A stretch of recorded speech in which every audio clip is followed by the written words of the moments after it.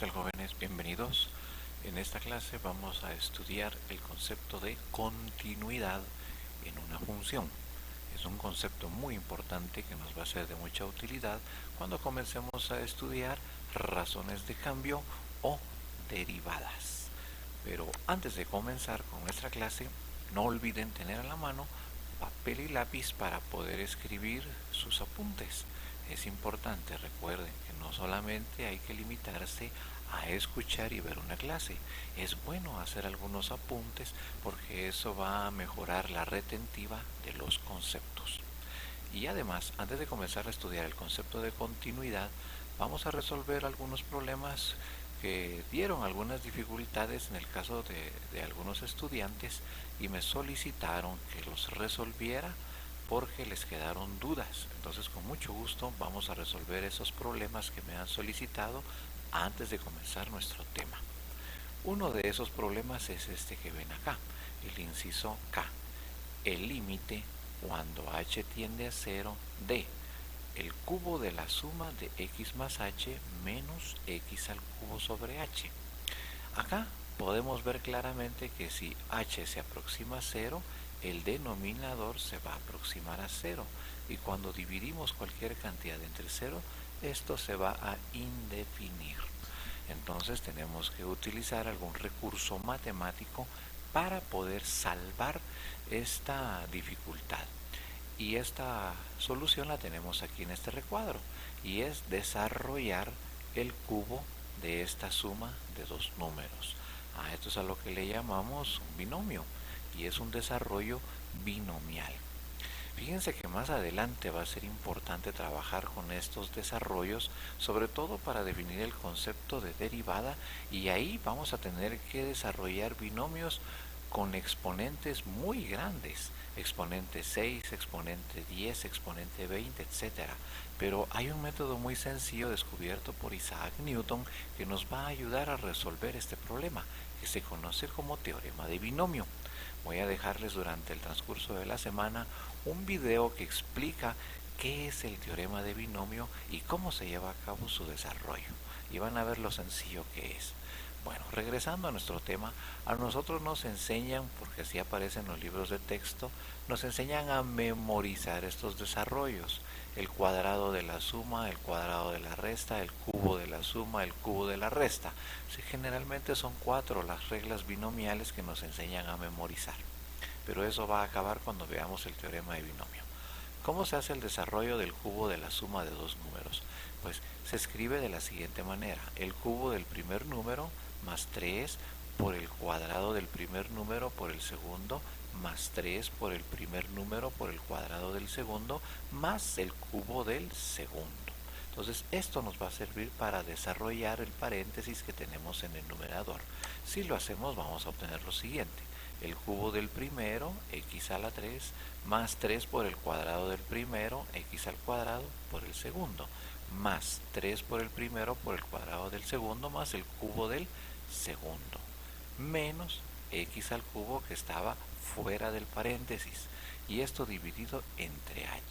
Al hacer este desarrollo podemos notar que nos quedan dos términos semejantes, iguales diríamos, y de signo contrario, x al cubo y menos x al cubo, y esos dos números se eliminan y me quedaría en el numerador 3x al cuadrado h más 3xh cuadrado más h al cubo, todo dividido entre h. Luego, como en el numerador aparece la h repetida en los tres términos, la vamos a factorizar, tomando la que tiene el exponente más pequeño, es decir, esta h de acá. La sacamos como factor común y dividimos cada uno de estos términos entre el común. 3x cuadrado h entre h, 3x al cuadrado, más 3xh cuadrado entre h, 3xh, más h cubo entre h, por leyes de exponentes, h al cuadrado, porque recuerden que los exponentes se restan, dividido entre h. Cuando llegamos a este punto nos damos cuenta que la h de acá arriba, como es un factor, se puede simplificar o eliminar con la h de aquí abajo, y esto es porque h no es igual a 0, hay que aclarar ese punto. Se cancela porque h no es igual a 0. En el límite dice que h se acerca a 0 o que h tiende a cero, pero en ningún momento estamos diciendo que h es igual a cero. Entonces, como h solo se acerca a cero, yo puedo cancelar estos dos números. Al cancelarlos me queda la siguiente expresión: el límite cuando h tiende a cero de 3x al cuadrado más 3xh más h al cuadrado. A esta expresión ya le podemos aplicar los teoremas de límites que vimos en las últimas clases. ¿Y cuáles son esos teoremas? Pues son los siguientes que están acá. A una suma se le aplica el límite a cada uno de los sumandos. Entonces vamos a aplicar el límite cuando h tiende a 0 de 3x al cuadrado más el límite cuando h tiende a 0 de 3xh más el límite de h al cuadrado cuando h tiende a 0. Y voy a comenzar a estudiar el último límite. Cuando h se acerca a 0, h al cuadrado se acercará a 0 al cuadrado. Pero escuchen, se acercará a h al cuadrado. Y un número que se acerca a h al cuadrado, a 0 al cuadrado, pues prácticamente da 0. Entonces este término se cancelará. El segundo, el límite cuando h tiende a 0 de 3xh será, si h se acerca a 0, esta h de acá también se va a acercar a 0. Y un número muy cercano a 0 multiplicado por 3x lo cancelará. Y entonces esto también me dará como resultado 0. Vamos al primero. El límite de 3x al cuadrado cuando h tiende a 0. Aquí nos encontramos en que la variable h que está tendiendo a 0 no aparece en el término. Podríamos considerar esto entonces como una constante. 3x al cuadrado podría ser como una constante. Y cuando tenemos el límite de una constante, cuando h tiende a cualquier valor, no importa, el teorema dice que el resultado es la misma constante, 3x al cuadrado. Entonces concluimos, el límite de esta expresión cuando h tiende a 0 resulta ser 3x al cuadrado. Siguiente problema. El límite de x menos 1 dividido la raíz cuadrada de x al cuadrado más 3 menos 2 cuando x tiende a 1. Acá tenemos un problemita si tratamos de acercarnos a 1 en la expresión. Si x se acerca a 1, entonces x al cuadrado se acercará a 1. Y 1 más 3 me da 4. La raíz cuadrada de 4 me da 2. Y 2 menos 2 es 0. Y cualquier cantidad que se divida entre 0 siempre me dará un resultado indefinido. Es decir, no podemos tener cualquier cosa sobre 0. ¿Qué hacemos entonces para salvar esta dificultad? Pues racionalizamos. Vamos a racionalizar el denominador, y para racionalizar el denominador lo que tenemos que hacer es multiplicar la expresión que me han dado por el conjugado del denominador. Y el conjugado del denominador no es más que el mismo denominador, pero con signo cambiado. Aquí lo estoy señalando. Aquí tenemos este número menos 2, aquí tenemos el mismo número más 2 y abajo se repite el mismo número más 2. Al racionalizarlo se puede solventar esta dificultad. Para racionalizar multiplicamos directo, x menos 1 por el numerador y estos dos numeritos de acá se multiplican. Pero aquí resulta algo interesante. En el denominador, observen, tengo un número restado de otro, multiplicado por el mismo número sumado por el otro. Es decir, la resta de dos números por la suma de los mismos números. Y eso, por extraño que parezca, no es más que este caso de factorización. A menos b multiplicado por a más b. Es un caso de diferencia de cuadrados. A es la raíz cuadrada y b es el 2. Cuando yo multiplico a menos b por a más b, el resultado es la diferencia de los cuadrados de estos mismos números. O en otras palabras, para resolver el producto de la resta por la suma, sencillamente escribo el primer número, lo elevo al cuadrado. Menos, escribo el segundo número y lo elevo al cuadrado. Y así es como multiplico. Aplicándolo acá me quedaría lo siguiente. En el numerador indicamos la operación. x menos 1 por paréntesis raíz cuadrada de x al cuadrado más 3 más 2, cerramos paréntesis. Y en el denominador escribo los dos números al cuadrado con signo menos. ¿Qué vamos a hacer en el denominador? Pues en el denominador tenemos que la raíz cuadrada con el exponente 2 se va a cancelar y este 2 al cuadrado me dará 4. Entonces voy a obtener x al cuadrado más 3 menos 4. Términos semejantes, más 3 menos 4 se restan, el resultado me dará menos 1. Entonces ahora me quedaría en el denominador x al cuadrado menos 1. Pero aquí vuelve otra vez a aparecer una diferencia de cuadrados, que es esta, a cuadrado menos b cuadrado. Cuando tenemos una diferencia de cuadrado la podemos factorizar y dejarla como esta expresión, a menos b por a más b. Entonces x al cuadrado menos 1 es lo mismo que x menos 1 por x más 1, y eso aparece acá, x menos 1 por x más 1.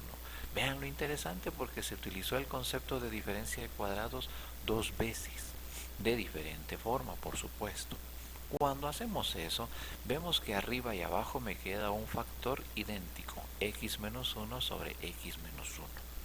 Ahora, si x fuera igual a 1, no podría cancelarlos, porque si x es igual a 1, entonces voy a tener 1 menos 0 dividido 1 menos 1, dividido 1 menos 1. 1 menos 1 es 0, 1 menos 1 es 0 y 0 entre 0 no se puede hacer nada. Pero como x se acerca a 1, entonces x menos 1 me dará un número, no sé cuánto, pero algún número me dará. Y x menos 1 me dará el mismo número, que tampoco sé cuánto, pero sé que es igual al de arriba. Y como son iguales, los puedo cancelar. Al cancelarlos me quedaría el límite de x tiende a 1 de lo que sobró en el numerador, la raíz cuadrada de x al cuadrado más 3 más 2 dividido x más 1. Y aquí ya podemos aplicar el límite, aplicando nuestros teoremas, por supuesto.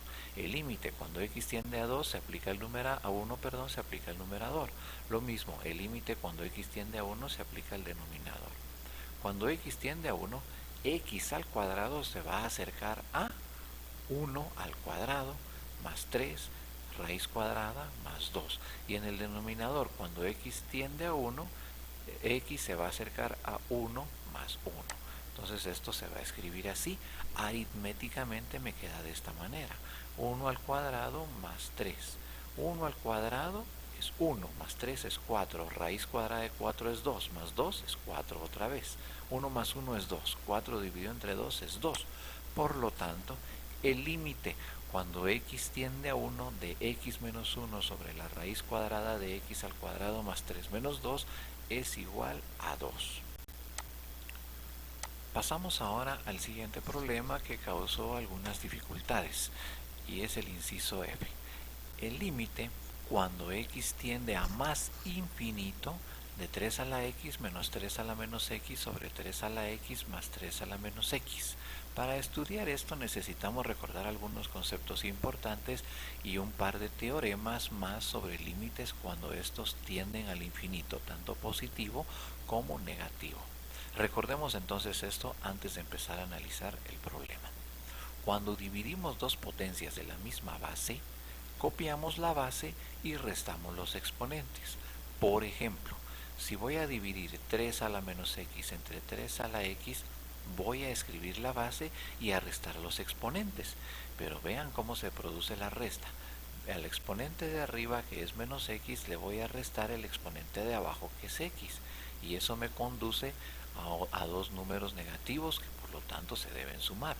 Y me dará 3 a la menos 2x, porque signos iguales se suman. 3 a la menos 2x. Con estas divisiones solo hay que tener precaución a la hora de operar los signos.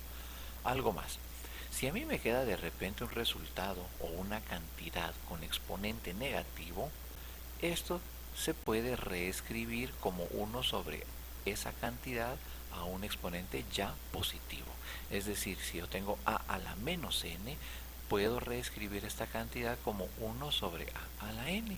A esto le llamamos recíproco. El recíproco de un número cuando tiene exponente negativo. Entonces estos conceptos algebraicos nos van a ser de mucha utilidad en la solución de los siguientes problemas. También necesitamos recurrir a estos dos límites muy particulares. Cuando tenemos el límite de x tendiendo a más infinito, es decir, a un número muy grande a la derecha del cero en la recta numérica, a la menos x va a ser igual a 0. ¿Por qué razón? Vean acá. Tenemos a la menos x, es un exponente negativo. Por esta propiedad podemos reescribir esta cantidad como 1 sobre a la x. Y cuando x tiende a infinito positivo, a la x va a tender a un número muy grande. Y cuando dividimos un número entre uno muy grande, el resultado prácticamente es 0. Esto lo podemos ver rápidamente con una calculadora.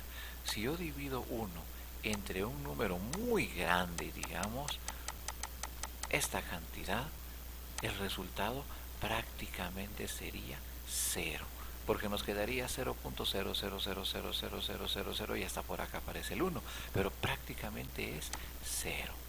Entonces, cuando tenemos el límite de x tendiendo a más infinito de una cantidad con exponente variable negativo, pues se puede considerar que el límite se acercará a 0.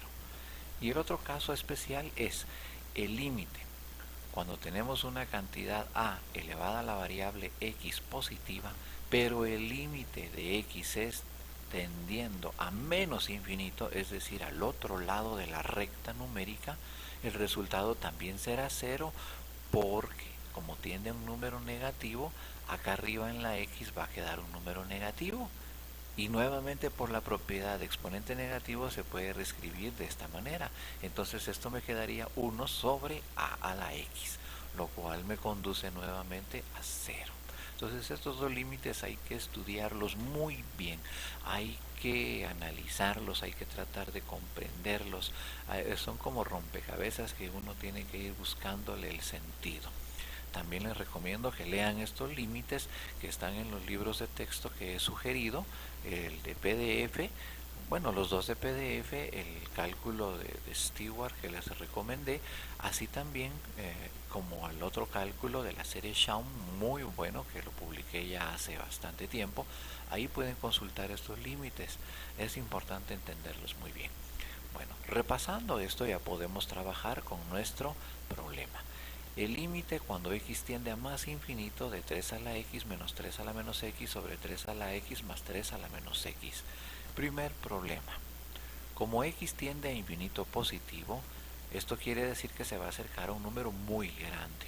Con esta cantidad no tengo problemas, porque el exponente es negativo y cuando el exponente es negativo y el infinito es positivo, hay un resultado. Entonces 3 a la menos x no tiene ningún problema. Y el 3 a la menos x de abajo tampoco tiene ningún problema, porque esto me garantiza que existe el límite. Sin embargo, 3 a la x no, porque al momento de que x se acerca a un número muy grande, 3 a la x se va a acercar a un número muy grande, casi infinito, y esto no se puede determinar. Entonces tengo que ver de qué manera me deshago de esta cantidad. Y la solución pues es muy sencilla, factorizar. Factor común 3 a la x. Atentos a la división. Si el factor común es 3 a la x, entonces voy a dividir, primero escribo un paréntesis y voy a dividir 3 a la x sobre 3 a la x, como es la misma cantidad, el resultado me da 1. Menos por más me da menos. 3 a la menos x dividido entre 3 a la x, recuerden, ya tenemos un ejemplo aquí explicado, 3 a la menos x sobre 3 a la x por leyes de exponentes me da 3 a la menos 2x. Entonces escribimos 3 a la menos 2x. Y en el denominador también factorizamos 3 a la x. 3 a la x, paréntesis. 3 a la x dividido 3 a la x me da 1, porque se divide la misma cantidad entre sí misma. Más 3 a la menos x entre 3 a la x, nuevamente por leyes de exponentes, me da 3 a la menos 2x. 3 a la x y 3 a la x se cancelan. X tiende a más infinito, no lo alcanza, se acerca a infinito, entonces estos dos números se pueden considerar iguales, se cancelan. Entonces me quedaría el límite de 1 sobre 1 menos 1 sobre 3 a la 2x dividido entre 1 más 1 sobre 3 a la 2x. Y acá escribí esto ya como recíprocos porque como tengo un exponente negativo lo puedo escribir como su recíproco, 1 sobre la cantidad ya con exponente positivo. Es decir, 3 a la menos 2x equivale a 1 sobre 3 a la 2x. ¿Qué sucede ahora? Pues ahora resulta que sí se puede hallar el límite. Cuando x tiende a más infinito, 1 dividido entre un número muy grande, porque 3 elevado a la 2 cercano al infinito me da un número grandísimo, pues esto prácticamente me da 0. Y esto también me da 0. O, visto de otra manera, cuando x tiende a más infinito, 3 elevado a una potencia variable negativa me da 0, porque me lo garantiza este teorema. El límite de una cantidad elevada a un exponente negativo cuando x tiende a más infinito puede considerarse que es 0. Entonces esto me da 0, esto me da 0, por lo tanto el límite cuando x tiende a más infinito va a ser igual a 1 menos 0 sobre 1 más 0, lo cual me da 1. Concluimos así que el límite de esa expresión cuando x tiende a más infinito es igual a 1. En el siguiente problema, por extraño que parezca, fíjense que no es igual, a pesar de que la función sí es la misma. Si ven la función 3 a la x menos 3 a la menos x sobre 3 a la x más 3 a la menos x, pues sí es igual, es la misma, es exactamente la misma. El pequeño detalle es la tendencia de límite, y es que x tiende a menos infinito, es decir, al lado contrario a la izquierda del 0 en la recta numérica, un número muy alejado del origen, pero a la izquierda. Entonces, ¿qué tenemos acá? Pues en el caso de 3 a la x no hay ningún problema, porque ese teorema me lo garantiza. Si yo tengo el límite de a elevado a una variable positiva, cuando esa variable se acerca a menos infinito, que es este caso, pues tengo la garantía de que el límite existe y me da 0. Entonces 3 a la x ahora es la que está bien, es la que yo puedo utilizar. Igual 3 a la x de abajo. ¿Quién me da problemas? 3 a la menos x. Porque cuando yo tengo 3 a la menos x y x se acerca a un número muy alejado de la recta numérica a la izquierda negativo, voy a tener acá menos por menos y esto me dará más. Y una cantidad elevada a un número muy grande positivo me va a dar indefinido. Entonces ahora es 3 a la menos x la del problema. Pues la solución es la misma que en el caso anterior. Factorizamos 3 a la menos x. Ahora 3 a la menos x va a ser el factor común. Dividimos 3 a la x entre 3 a la menos x, por leyes de exponentes escribo la base y resto las potencias. X menos menos x. X menos menos x, es un menos de la resta y un menos del exponente, pero menos por menos me dará más y por lo tanto me quedaría x más x que me da 2x. Menos, escribo menos. 3 a la menos x sobre 3 a la menos x, aquí las cantidades son iguales. Y cuando dividimos dos cantidades iguales, el resultado me da la unidad. Factorizamos el denominador, 3 a la menos x. Dividimos 3 a la x entre 3 a la menos x, nuevamente nos conduce a 3 a la 2x. Más 3 a la menos x entre 3 a la menos x me da 1. Cancelamos este término porque es el mismo y me quedaría el límite cuando x tiende a menos infinito de 3 a la 2x menos 1 sobre 3 a la 2x más 1. Y acá nuevamente aplicamos este criterio. Si yo tengo el límite de una cantidad elevada a una variable positiva y la variable tiende a menos infinito, puedo garantizar que el límite existe y que es 0. Entonces acá 3 a la 2x, cuando x tiende a menos infinito, puedo garantizar que esto va a tender a 0. Y lo mismo el 3 a la 2x del denominador. Entonces escribimos el límite cuando x tiende a menos infinito de 0 menos 1 sobre 0 más 1 me va a dar igual a menos 1.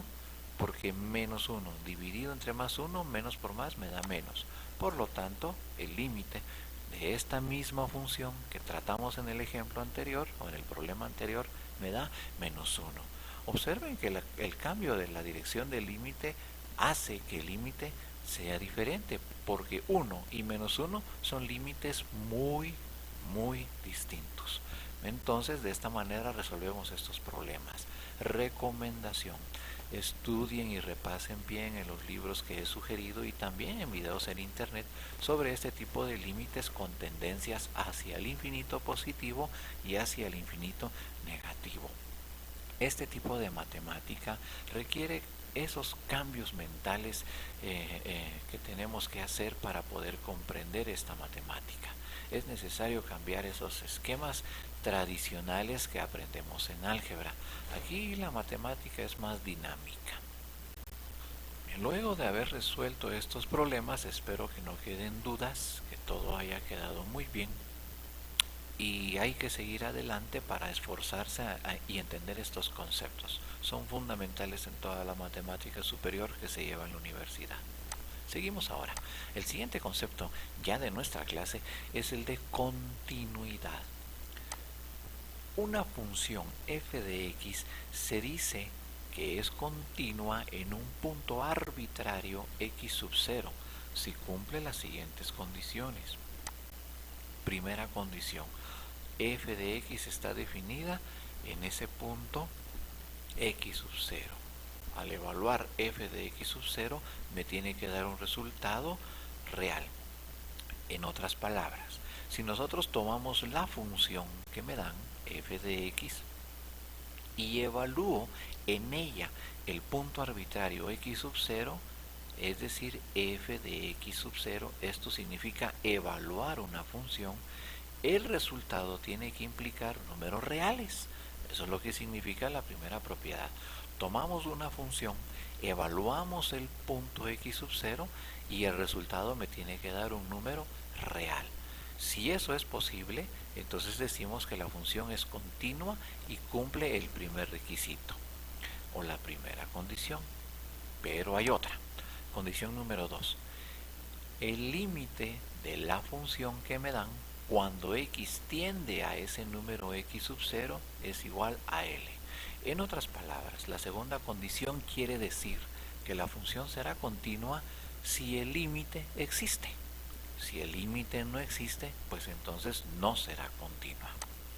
Y la tercera condición es una combinación de las primeras dos. El límite de f de x cuando x tiende a 0 debe ser igual a f de x sub 0. ¿Qué quiere decir esto? Pues es muy sencillo. El lenguaje matemático se traduce de la siguiente manera.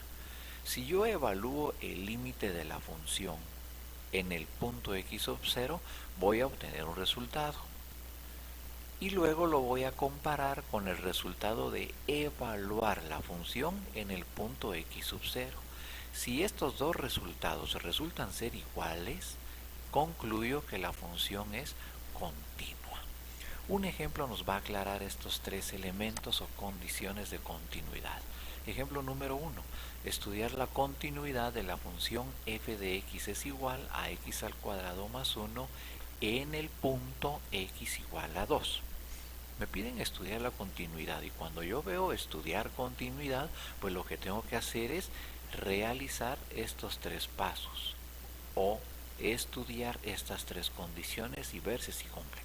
La primera condición dice que tengo que tomar la función x al cuadrado más 1 y evaluar 2. Entonces para eso hacemos lo siguiente: f de 2, ¿qué significa? Que en vez de la variable vamos a introducir el 2. Entonces voy a escribir f de 2 es igual a 2 al cuadrado más 1. Pero 2 al cuadrado es 4. Más 1 me dará 5. Y este resultado lo tengo en otro color porque así se va a poder hacer mejor la comparación. En el segundo o la segunda condición me piden evaluar el límite y descubrir si existe cuando x tiende a ese numerito. En este caso lo que tengo que hacer es evaluar el límite de la función x al cuadrado más 1 cuando x tiende a 2. Aplicando teoremas, el límite de una suma es la suma de los límites. El límite de x al cuadrado cuando x tiende a 2 va a ser igual a 2 al cuadrado. Y el límite de x tendiendo a 2 de una constante, pues ya sabemos que es la misma constante. La acabamos de aplicar en las dudas que resolvimos de los problemas finales de la tarea. Entonces, cuando x tiende a 2, x al cuadrado va a tender a 4. Y cuando x tiende a 2, 1 va a tender a 1. 4 más 1 me da 5. Y vean que este 5 tiene otro color. Así se hace la diferencia. Este 5 es el límite y este 5 que está en amarillo es el resultado de evaluar 2. Pues en el 3, en el numeral 3 o en el inciso 3, lo que tengo que hacer es comparar estos dos números. Eso es lo que quiere decir esto que está en lenguaje matemático. Compare si el límite de la función cuando x tiende a 0 es igual a evaluar la función en ese punto. Comparar si son iguales los resultados. Entonces aquí lo tenemos en el tercer paso. El límite cuando x tiende a 2 de x al cuadrado más 1, ¿será que es igual a evaluar la función en el punto 2, es decir, f de 2? Pues vemos que sí, sí es igual. Sí es igual porque el límite tiene tendencia 5 y al evaluar f de 2 el resultado es 5. Entonces podemos concluir que son iguales las comparaciones. Acá cumple las tres propiedades de la función. Por lo tanto, la respuesta o conclusión sería: la función f de x igual a x al cuadrado más 1 sí es continua en el punto x igual a 2. Entonces, si queremos estudiar la continuidad de una función, tenemos que llevar a cabo estos tres pasos. Pero un ejemplo más para que no queden dudas. Ejemplo número 2. Estudiar la continuidad de la función f de x igual a la raíz cuadrada de 4 menos x al cuadrado en el punto x igual a 3. ¿Qué tenemos que hacer? Primer paso, evaluar la función en ese punto y ver si nos conduce a un número real. Solución. Evaluamos f de 3. Va a ser igual raíz cuadrada de 4 menos 3 al cuadrado. 3 al cuadrado es 9. Entonces me va a quedar la raíz cuadrada de 4 menos 9. A 4 le restamos 9, me da menos 5, porque estamos restando a un número pequeño uno más grande. Sin embargo, aquí hay un pequeño problema, que la raíz cuadrada de un número negativo obedece a un campo numérico llamado números complejos. O como dice acá, es una raíz compleja, no es un número real. Por lo tanto, la conclusión es que la función f de x es igual a la raíz cuadrada de 4 menos x al cuadrado no es continua en el punto x igual a 3. ¿Pero qué pasó con los dos numerales más? Pues no vale la pena trabajar con ellos por la siguiente definición. Una función f de x se dice que es discontinua, podemos concluir que es discontinua en un punto arbitrario x sub 0 cuando no se cumple una o varias de las siguientes condiciones. En otras palabras, con una de ellas que no se cumpla, basta para concluir que la función es discontinua. Como en el caso anterior, el resultado conducía a un número complejo y concluimos que eso es discontinuo. Ejemplo número 3. Determinar los puntos de discontinuidad de f de x igual a 1 sobre x menos 2. Es decir, hallar el punto en donde esta función va a resultar ser discontinua. Y aquí pues es importante recordar un poquito lo que es el concepto de dominio de una función. Vimos hace ya tiempo en la clase que el dominio de una función es el conjunto de números que son permitidos utilizar en la función. Entonces hallar el dominio de una función no es más que descubrir el dominio o los números que sí se pueden utilizar en esta función. Por ejemplo, acá, ¿podría utilizar 5 en la función? ¿El punto 5? Sí, porque 5 menos 2 me da 3 y 1 entre 3 es un tercio. ¿Podría utilizar 20 en esta función? ¿El punto 20? También, 20 menos 2 me da 18. 1 dividido 18 es un 18avo. ¿Podría utilizar 0? Sí, por supuesto. 0 menos 2 me da menos 2 y 1 entre menos 2 me da menos 1/2. Eso quiere decir entonces que hay puntos que sí puedo utilizar en la función, pero la idea es determinar los puntos discontinuos, es decir, los que están fuera del dominio. Y para hacer eso procedemos a la siguiente solución. Nos preguntamos, ¿qué numerito aquí abajo va a hacer que el denominador se haga 0? Pues el único número que hace que el denominador se haga 0 es 2. Y eso lo podemos comprobar al evaluar 2. Si evaluamos 2, vamos a tener 1 dividido entre 2 menos 2. Y 1 dividido entre 2 menos 2 que da 0 es indefinido. Eso quiere decir que no da un resultado concreto, se indefine. ¿Qué sucede con el límite? El límite de 1 sobre x menos 2 cuando x tiende a 2 es infinito. ¿Y esto por qué será así? ¿Por qué será que en el primer caso es indefinido y en el segundo caso es infinito? Pues por esta explicación que está al margen. Dice, si x es exactamente igual a 0, como es el caso de evaluar la función en 2, 1 sobre 0 es indefinido.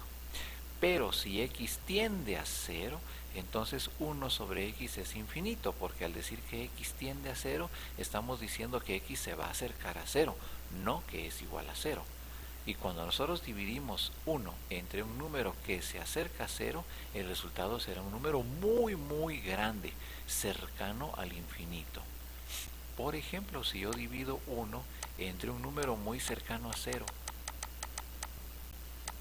como este, el resultado dice que no va a ser posible. Entonces, al dividir un número entre un valor muy cercano a 0, como por ejemplo 1 dividido entre 0.00001, que es un número muy cercano a 0, el resultado será un número muy, muy, muy grande. 123,123 millón, 100 millones. Entonces, cuando yo divido 1 entre un número que se acerca a 0, el resultado va a ser un número muy, muy grande, que se acerca al infinito. Por esa razón es que no da el mismo resultado acá. Y como no da el mismo resultado en estos dos casos, se concluye que la función f de x, 1 sobre x menos 2, será discontinua en el punto x igual a 2. Entonces acá vamos a tratar de estudiar la continuidad y tratar de hallar esos números que hacen que las funciones sean discontinuas. Y de paso nos sirve como repasito. Actividad: determinar los puntos de discontinuidad de cada una de las funciones dadas. Como dice acá, determinar los puntos de discontinuidad de los problemas 17AH del capítulo 2. En otras palabras, los problemas que ya resolvieron en la tarea anterior, que se eligieron pues para que fuera más sencillo. Son los mismos problemas del caso anterior y hay que estudiar cuáles son los puntos de discontinuidad en cada una de estas funciones. No es evaluar el límite, es hallar los puntos de discontinuidad. Por ejemplo, en las soluciones pueden ver ustedes que dice que A, B y D no tienen ningún punto de discontinuidad. El inciso C dice acá que tiene un punto de discontinuidad y es igual a -1. El inciso E tiene 2 puntos de discontinuidad, +1 y -1, y así sucesivamente. Aquí están las soluciones para que no tengan dificultades. Pero no hay que escribir nada más las soluciones en la tarea. Hay que hacer algún procedimiento algebraico para poder hallar esos puntos de discontinuidad. Y aquí es donde viene lo práctico. Para hallar los puntos de discontinuidad, lo que hay que hacer es estudiar el dominio de la función. Cuando uno determina el dominio de la función, descubre qué números sí puede utilizar y qué números no. Entonces hay que estudiar el dominio. Y abajo de estos videos de clase voy a sugerirles uno muy bueno que explica cómo hallar el dominio de varias funciones, incluyendo estas que están acá. Estudienlo por favor antes de empezar a hacer su tarea. Terminamos nuestra clase. Por favor, siempre manténganse por seguridad a una distancia de 2 metros de todas las personas en la calle, aunque lo mejor es no salir.